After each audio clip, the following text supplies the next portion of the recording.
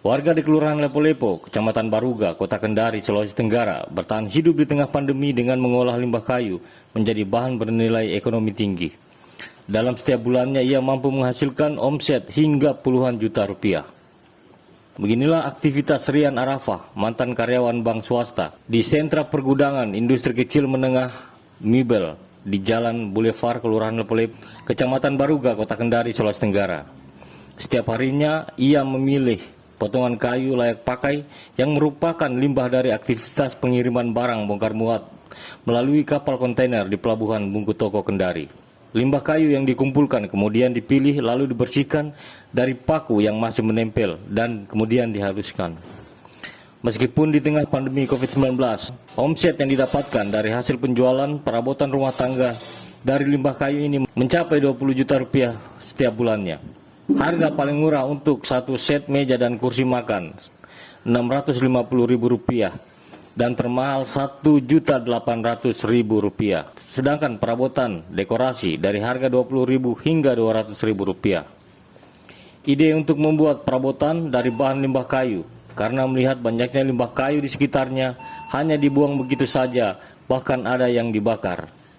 Ia kemudian bersama rekannya Ilham yang punya keterampilan tukang kayu, lalu mencoba membuat meja dan kursi dengan modal awal Rp3 juta. Dalam sepekan, ia mampu membuat 8 set perabot rumah tangga dan puluhan benda dekorasi, 50 jenis bahan dan bentuk. Inspirasi karena banyak kayu yang terbuang. Jadi karena kita lihat potensi di situ, daripada terbuang, bagaimana kalau kita manfaatkan. Terus kita buat yang bagus, biar kualitasnya bagus, harga terjangkau. Alhamdulillah selama pandemi ini kita cukup meroket, Pak. Jadi ya Bang Ilham alhamdulillah sudah beli tanah sendiri, saya sudah ada rumah sendiri dari hasil kerajinan kita ini. Daripada kayu-kayu itu sebenarnya bagus, cuma kelihatan kurang bagus karena tidak diolah dengan baik.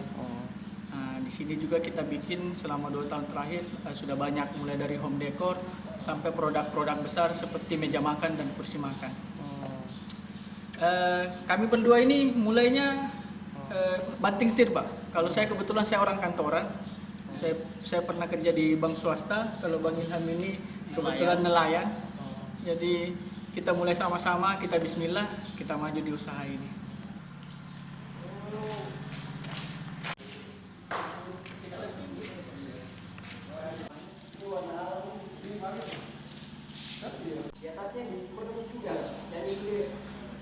Kursi sama meja.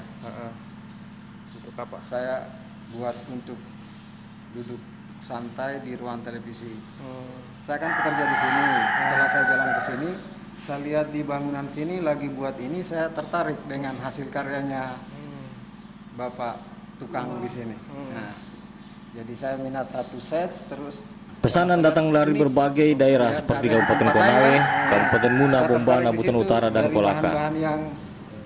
Rian berharap pemerintah dapat memberi bantuan alat dengan daya produksi lebih besar agar ia dapat memanfaatkan lebih banyak limbah kayu dan menyerap tenaga kerja di tengah sulitnya mendapatkan penghasilan di masa pandemi COVID-19.